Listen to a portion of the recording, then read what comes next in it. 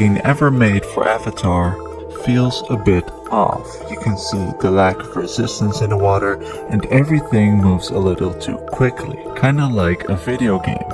And now this is what an underwater scene from the new Avatar looks like. Quite literally the best computer-generated water we have ever seen in cinema. How is that possible? Well, even though the CGI just got better in 13 years, there's also something else going on here. Because what if I told you the first shot wasn't filmed underwater? This technique is called dry for wet, where you film everything on dry land with the actors hanging in cables, mimicking the movements as if they were in water. You can get away with this trick if it's a short action-packed scene in cloudy water, but how did they go from this to this? Well, it leaves only one way out, because if you can't fake it, you do it for real. You have to become one with water. This is what it is, okay? I said empty your mind. Be formless, shapeless, like water. Improvise, adapt, overcome. That is the blueprint for creating something no one has ever done before. Underwater performance capture. Now water can flow, or it can crash. Be water, my friend. But you might be thinking, filming underwater has been done before, right? Like for Mission Impossible, Harry Potter, and even in the 1900s they managed to do so. But here's why Avatar stands out. You probably noticed that the suits the actors are wearing are covered in dots. This technology is called motion capture, and every single one of those dots is able to capture the slightest movement and facial tic of an actor. These performances can then later be mapped onto digital imagery, which is the reason why their expressions and movements look so real, simply because they are real. Supposedly, George Lucas was the first to ever try motion capture for Star Wars, but he didn't like how it looked, so he cut it out. Oh, so we spent $100,000 on that suit that we didn't need to spend. All jokes aside, if you want to use this technology underwater, you're running into quite some issues. To give a little indication of what they had to go through, you can't use scuba tanks underwater because it will interfere with the cameras. Underwater 3D cameras did not exist at the time, and how do you not fall into the trap of making things look too real to the point where it becomes fake? To solve these problems, you need someone who knows the way of water, an expert that has made the underwater world his way of life, and that person is director James Cameron himself. Because water has played quite a significant role in Cameron's films and life in general.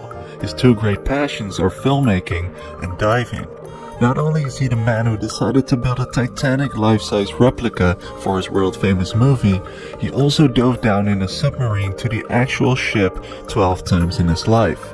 He also had some practice during his logistically boggling underwater debut, titled The Abyss, which was shot in an abandoned nuclear plant that he had filled with millions of gallons of water. And to top it all off, after making the first Avatar, he broke the record for diving solo to the deepest trench on planet Earth. That's 11,000 meters, calling attention to the need for more deep-sea research. It's safe to say that Cameron knows his way around water.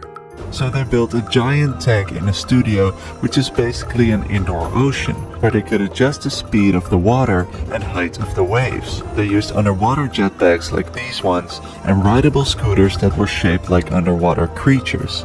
This way they could record people trying to get out of the water while they're getting hit by a wave, or film realistic interaction with the creatures on what they called the racetrack, where they could go full speed while the actors were hanging on to them. But now that we have water, there's one tiny hiccup. As I mentioned before, the actors were not able to use oxygen tanks while filming, because every one of those air bubbles is a little wiggling mirror. And the system that's trying to read all the marker dots on the actor's body is like because it can't tell the difference between a marker dot and a bubble, which meant that everybody who was working in the tank had to hold their breath. Cameron said in an interview that if there was somebody down there holding the light, they were holding their breath. Same for camera operators and of course the actors.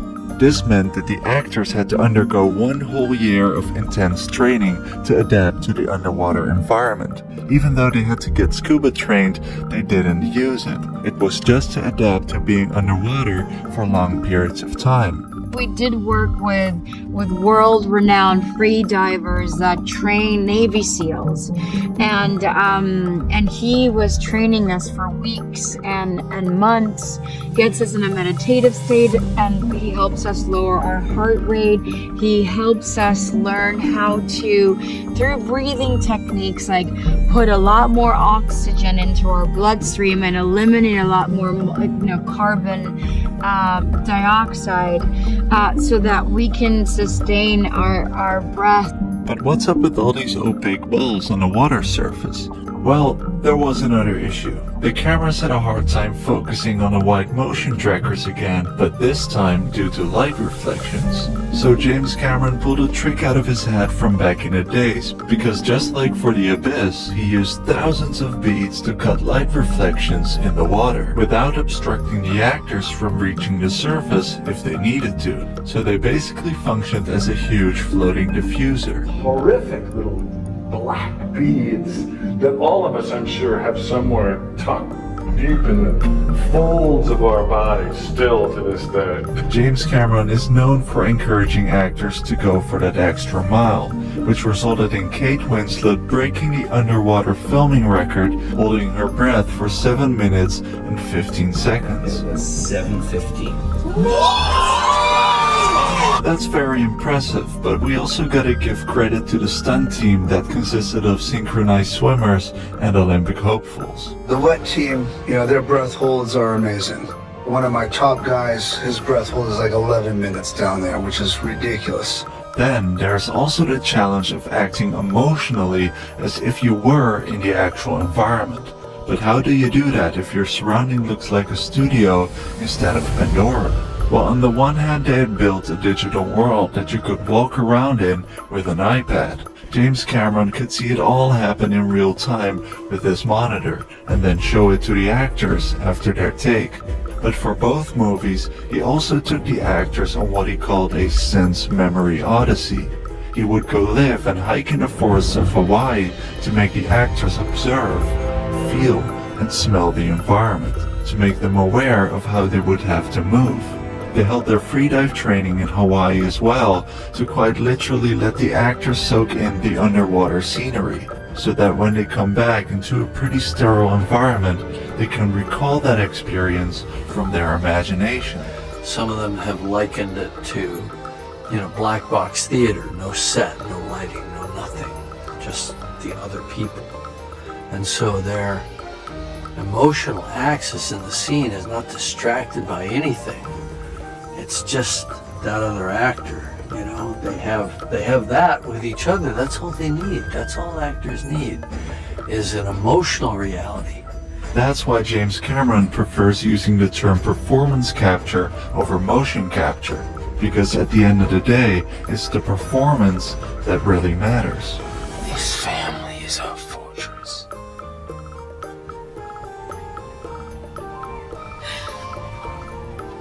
Now, when it comes to shooting underwater in 3D, the camera had to adapt as well, unless you want to use this unit of an IMAX camera.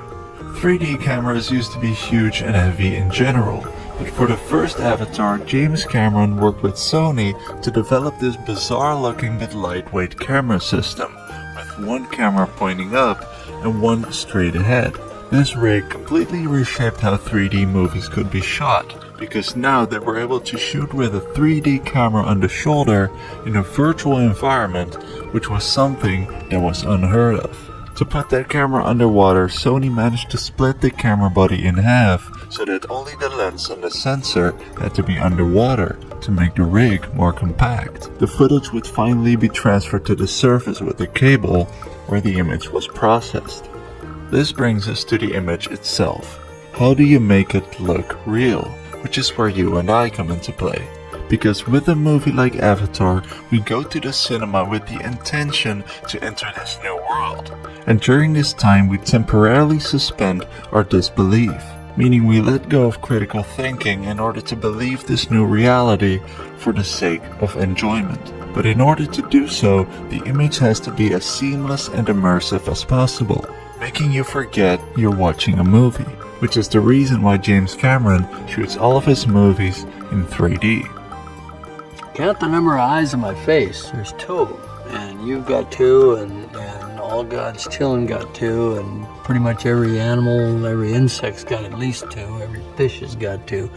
We experience the world through a stereoscopic system, a visual system, and when you see stereo, it gives you an enhanced sense. It triggers little regions in the brain that make you feel like you're really there. Well, what do we want to do with a movie like Avatar or the sequels? We want to take you to Pandora. We want you to live it, breathe it, feel that for that moment, for that period of time, those hours that you're in the dark theater, that this is a real place.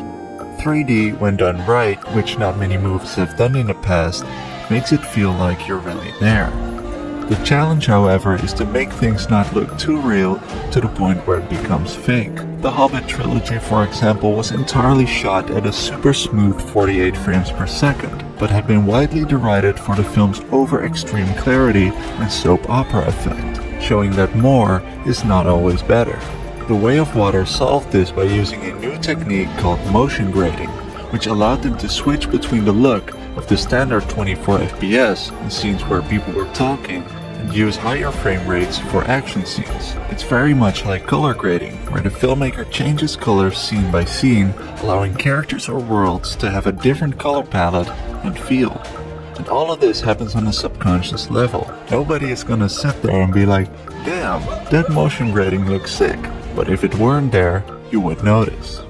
So in the end, by recording hundreds of hours of waves hitting rocks, wind ripples on the surface of water, the movements of seaweed, and Cameron himself providing reference material from his own deep sea dives, VFX company veDEO managed to create an AI that is able to generate unique water particles that definitely made things look wetter. What's crazy to realize is they not only had to be ahead of the curve while they were filming, but also 7 years down the line, meaning right now. Because once you've solved the problem of fake CGI water, you never have to solve it again.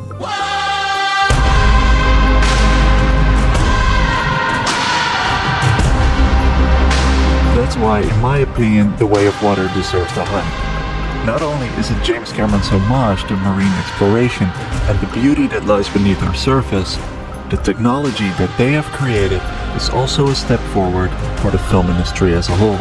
Meaning we can explore a whole new realm of filmmaking. And the beauty of it all is that telling a story about learning the way of water started with a production process that was all about understanding water in the first place.